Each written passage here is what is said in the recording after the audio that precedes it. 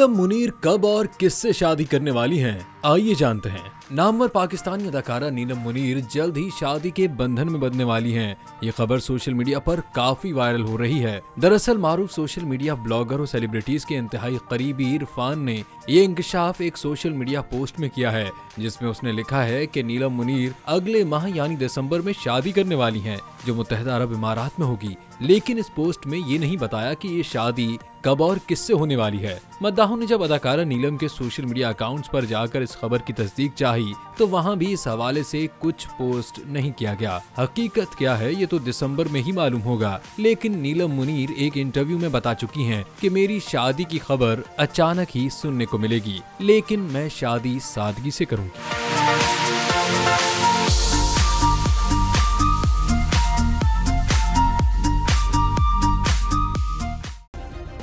Subscribe करें और bell दबाएं ताकि कोई खबर रह न जाए।